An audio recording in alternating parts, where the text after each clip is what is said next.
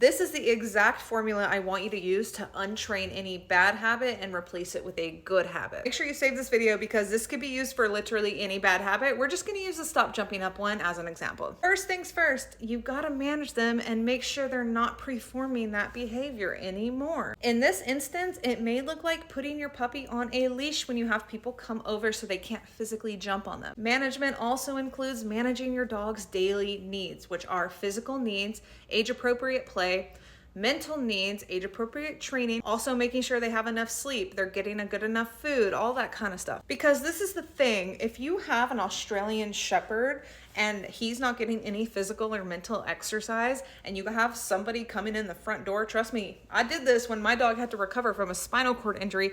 He's all over them. He couldn't play, so he was all over. It was too much for me. A really big overlooked one is them not getting enough sleep, so make sure your puppy is getting that. Second thing, you need to find motivation for your dog to want to listen to you, because now we're getting into the actual nitty-gritty of training. Most dogs are motivated by food. If your dog isn't, you need to focus on building a food drive. There's a lot of stuff that goes in the back end of this. See how we haven't even touched on the actual training of not jumping yet? We're just managing them right now. I have a bunch of videos on my page about this, about like building a food drive, but don't free feed your dog all day. Feed them by hand.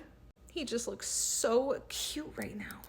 And then step 3, the one we've all been waiting for, is training them a new cue to replace the one that's happening, which is jumping up. Most people really forget that if you tell your dog, no, you can't do this, you need to follow it up with a yes, do this instead. I would teach a dog how to sit when they approach somebody. You may be thinking, well, Taylor, it's really easy to teach my dog to sit, but when there's people over, that's when he doesn't.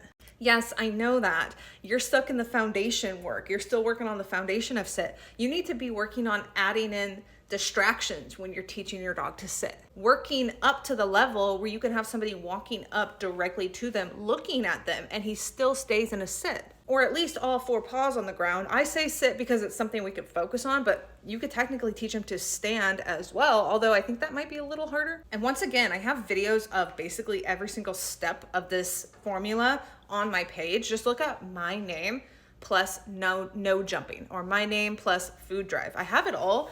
It's just that I wanted to make this video to kind of put it all in a nice little framework that we could focus on, because you could replace jumping up with barking. You could replace jumping up with chewing. I mean, it's really all about management, motivating, and training a new cue to replace that one.